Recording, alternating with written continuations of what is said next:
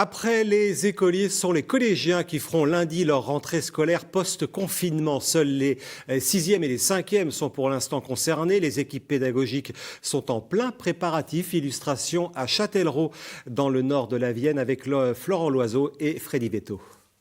C'est pas formidable, hein, un cours de français dans la salle de biologie sur les paillasses. Ce sera bien la première fois au collège Georges Sand de Châtellerault. Chaque salle est utilisée pendant une journée et ensuite est décontaminée pendant 2 jours. Donc on fait une alternance.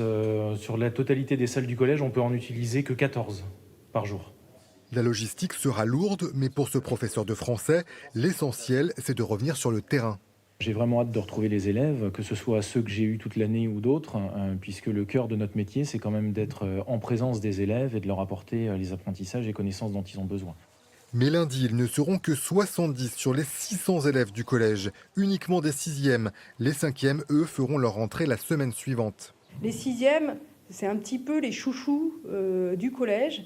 Ils sont encore très jeunes, ils ont besoin d'être rassurés. On a prévu aussi un passage de l'infirmière scolaire et de l'assistante sociale dans chaque groupe.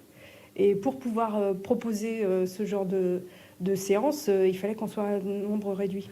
Les professeurs auront de petits groupes avec parfois des élèves qu'ils ne connaissent pas. Il y aura forcément un temps d'adaptation. Il y a une part d'angoisse, hein. C'est pas un enseignement comme d'habitude.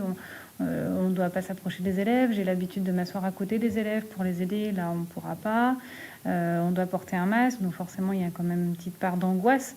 Mais on va le faire et tout est mis en place, en tout cas, pour être sécurisant pour nous et pour les élèves. Sans oublier la grande majorité des collégiens toujours à domicile pour qui il faudra poursuivre l'enseignement à distance. Les équipes pédagogiques vont devoir encore s'adapter, les élèves aussi.